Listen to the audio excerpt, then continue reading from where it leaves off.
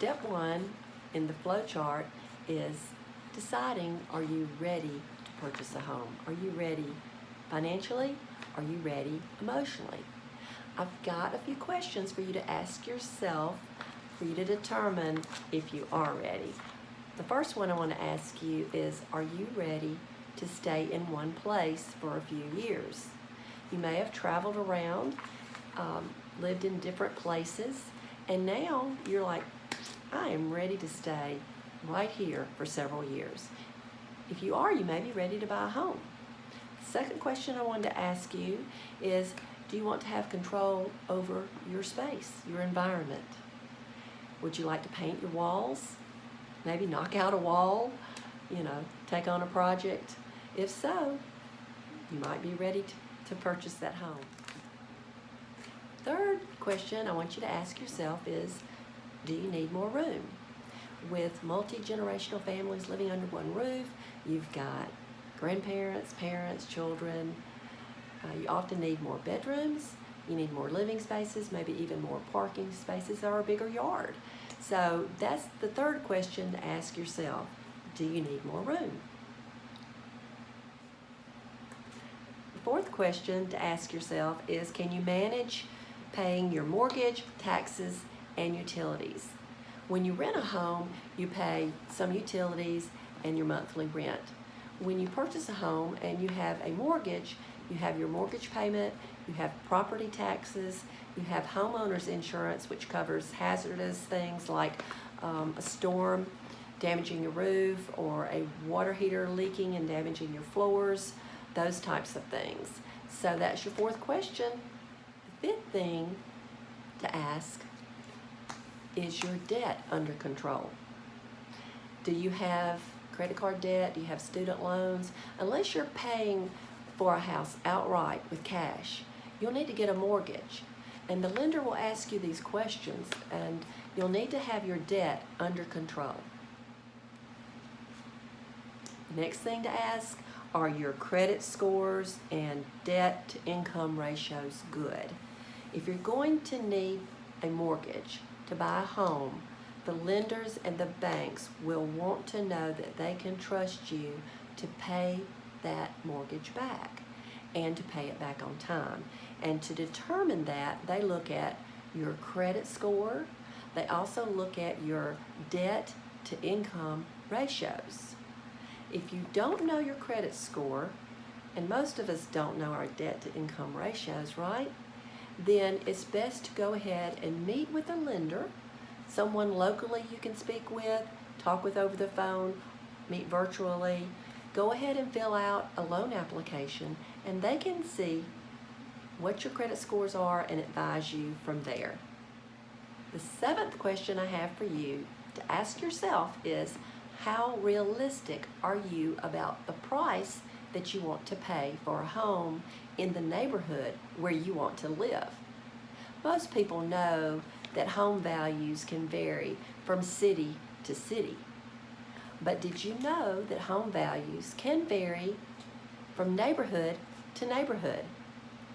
Are you looking to purchase a brand new home? Values can also vary even within the same neighborhood if you're looking at purchasing a brand new home or if you're looking at purchasing an existing home. The best way to determine those values is to consult with a local realtor that is familiar with those neighborhoods and those values. The eighth thing to ask yourself is, have you saved for a down payment and an emergency fund? While there are some loans that offer 100% financing, you will get a better rate if you put money down.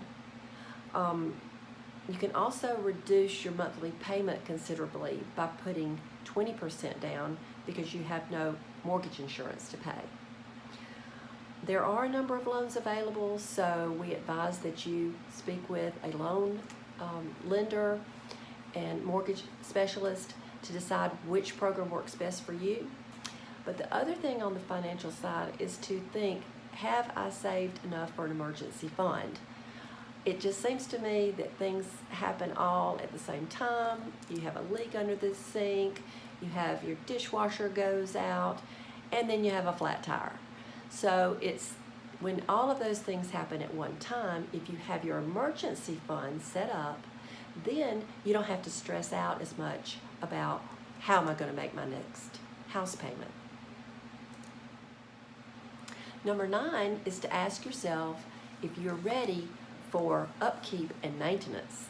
While it's fun to paint a wall and decorate and maybe even do some landscaping, also remember that you need to maintain the home with routine things like having your heating and air serviced by a professional in the spring and in the fall.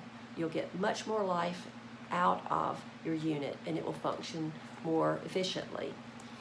Also, you may need to go around the exterior of the home, look at areas where there's caulk that does tend to wear down and need to be replaced. Keep the wood painted so you don't have rot. You have leaves that accumulate in your gutters and up on your roof. And so factor in these maintenance things, and also think about sometimes you may have to call a professional when things are a little bit over your head. And the 10th and final question I want you to ask yourself is, are you ready for a possible emotional roller coaster ride? It can be a real dream come true to purchase a home, but you can also be faced with some very unforeseen disappointments. Multiple offers can happen. You want to put in an offer, so does 2 or 3 other people. All those offers are considered at the same time, even if yours came in first. And you could end up losing the house because someone outbids you. Also, there can be unforeseen problems during a home inspection. The inspector finds things that you had no idea were wrong with the home. And we can work through these things normally, but it can be an emotional roller coaster. Your realtor can help you walk through this process with realistic expectations, but I want you to be prepared for that emotional roller coaster.